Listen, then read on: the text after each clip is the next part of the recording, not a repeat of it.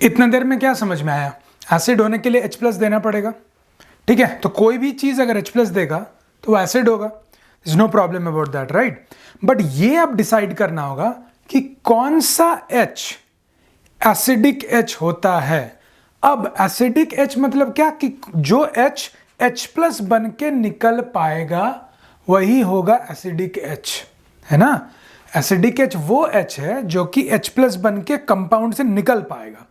जो H compound से निकल पाएगा H प्लस होके वो हो गया एसिडिक H, और जो H नहीं निकल पाया वो कुछ नहीं ठीक है, वो कोई उसका कुछ नाम नहीं है, नॉर्मल H, ठीक है? जैसे कि अगर आप मान लीजिए हाइड्रोजन लीजिए, मान लेते हैं कि हाइड्रोजन आपने लिया, यहां से आपका एसिडिक H नहीं निकलेगा, फिर मीथेन नहीं निकलेगा,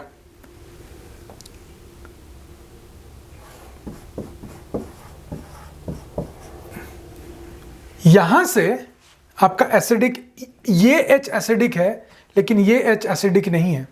तो एसिडिक H समझेंगे कैसे कि कोई चीज एसिडिक H है या एसिडिक H नहीं है? ये जानेंगे कैसे?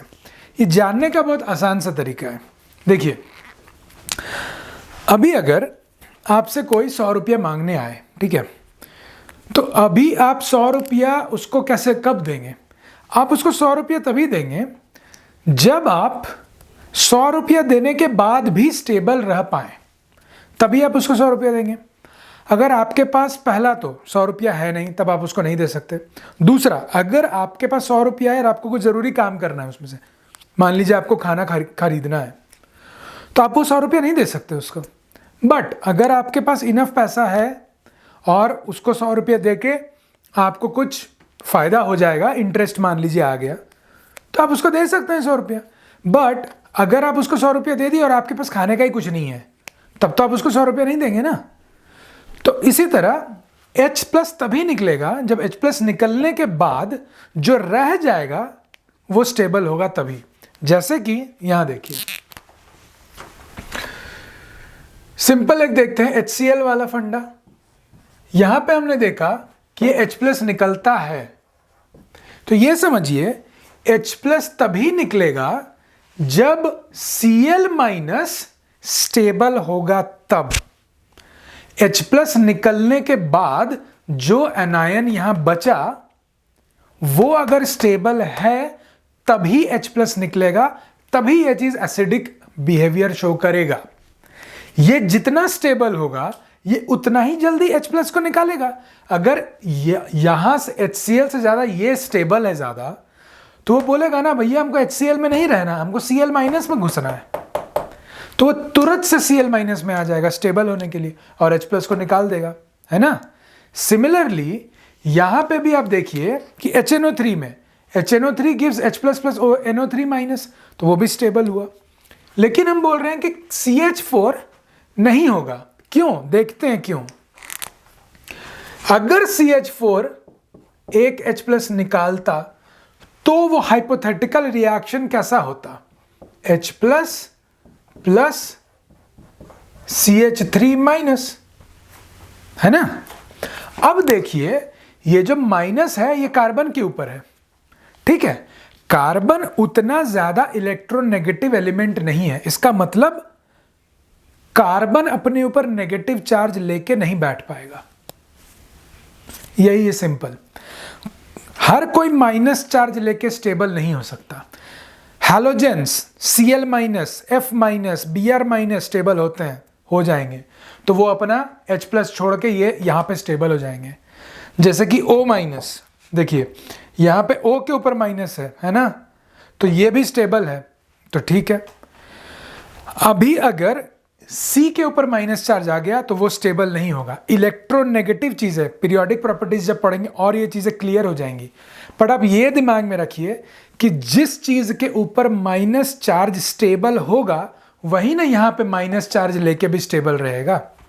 अगर माइनस चार्ज लेने के बाद इसको प्रॉब्लम हो गया तो ये बोलेगा ना, नहीं भाई हम माइनस चार्ज लेके तो स्टेबल नहीं हो पा रहे हैं, हम क्या करेंगे, हम इसको देंगे ही नहीं भाई, हम जो थे वैसा ही ठीक है। तो ये यहां पे ही रुक जाएगा, यहां से यहां जाएगा ही नहीं कभी। इसका उल्टा यहां हो रहा है, ये स्टेबल हो जा रहा है, माइनस लेके, इसीलिए ये रिएक्शन होगा और ये रिएक्शन नहीं होगा। अब इसीलिए ये वाला जो H है ये एसिडिक H तो नहीं हुआ। अब चारों H बराबर ही है, कोई किसी को भी निकाल दीजिए, इसीलिए यहां का H एसिडिक हुआ बट यहां का H एसिडिक नहीं हो पाया, बिकॉज H+ निकलने के बाद ये स्टेबल नहीं था और ये स्टेबल हुआ। सिमिलरली ये वाला एक रिएक्शन देखते हैं, फॉर्मिक एसिड जो हम लोग पहले भी देखे थे, इसका आप कार्बन एंड इट्स कंपाउंड्स पढ़ने के बाद अगर ये आप देखेंगे आपको और समझ में आएगा। इसका हम स्ट्रक्चर लिख देते हैं, पूरा स्ट्रक्चर दिखा देते हैं कैसा होता है, तो शायद थोड़ा सा और समझ में आए। इसका स्ट्रक्चर ना कुछ इस तरह का होता है।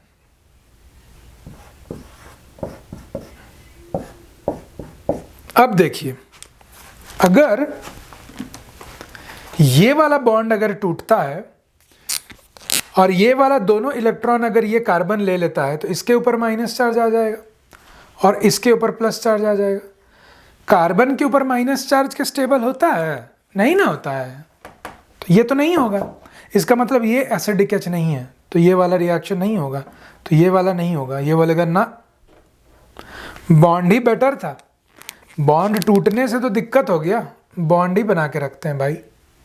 ठीक है, यहां देखिए ये जो OH है, O और H के बीच में भी बॉन्ड है ना, O और H के बीच में भी बॉन्ड है। ये वाला O इलेक्ट्रोनेगेटिव है, इलेक्ट्रोनेगेटिव क्या करेगा, बोलेगा कि यार तुम ना अपना इलेक्ट्रॉन हमको दे दो, बोलेगा इलेक्ट्रोनेगेटिव है, तो क्या होगा, इसका इलेक्ट्रॉन इधर आ जाएगा, आने के बाद ये क्या हो गया, ये हो गया माइनस और ये क्या हो गया प्लस। ये स्टेबल रहेगा? हाँ बिल्कुल रहेगा, क्योंकि ऑक्सीजन के ऊपर तो स्टेबल हो ही सकता है ना, ऑक्सीजन इलेक्ट्रोनेगेटिव है, तो ये H निकल जाएगा। इसीलिए ये वाला H एसिडिक नहीं था, ये वाला H एसिडिक था। ये बात आप समझिए कि हर हाइड्रोजन एसिडिक H नहीं बन पाएगा। क्यों? डिपेंड करता है कि वो वाला H किसके साथ जुड़ा हुआ है। अगर वो किसी इलेक्ट्रोनेगेटिव एलिमेंट के साथ जुड़ा हुआ है, जैसे कि Cl, O, F, नाइट्रोजन, इस तरह का एलिमेंट के साथ, सल्फर, इस तरह का एलिमेंट के साथ अगर जुड़ा हुआ है, तब जाके ये H+ होके इस पर नेगेटिव चार्ज छोड़ सकता है। बाकी किसी भी केस में ये नहीं हो पाएगा, बिकॉज अगर यहाँ पे होता तो ये तो अनस्टेबल हो जाता, इसीलिए नहीं हो पाएगा ये रिएक्शन होगा। इसीलिए ये H एसिडिक है बट ये H एसिडिक नहीं है। समझ में आया? इसका मतलब हर हाइड्रोजन एसिडिक H नहीं होता है,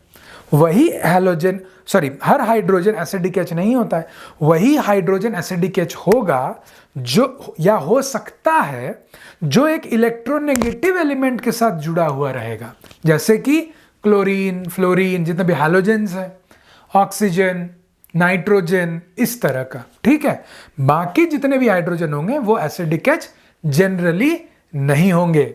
ठीक है, तो आई होप ये बात समझ में आए आप लोगों को कि एसिडिक H क्या होता है। इसीलिए ये वाला बात आपको समझाए, आपके बुक में ये इतना एलैबोरेटली नहीं है, बिकॉज अब क्या होगा ना, एसिड, क्योंकि आप पहले से ही देख रहे हैं एसिड का जितना खेल ना यहीं से हो रहा है, जो भी खेल है H+ से ही हो रहा है।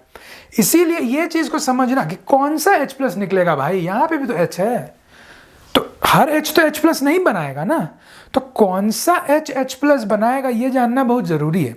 अब जब हम ये समझ गए ना, अब हम लोग को बहुत इजीली चीजें समझ में आएंगी कि उसके जो जितने भी प्रॉपर्टीज है ना, केमिकल प्रॉपर्टीज, कि एसिड मेटल से रिएक्ट करता है, एसिड बेस से रिएक्ट करता है, एसिड फलाना से रिएक्ट करता है। अभी सब हम लोग को समझ में आएगा। क्यों?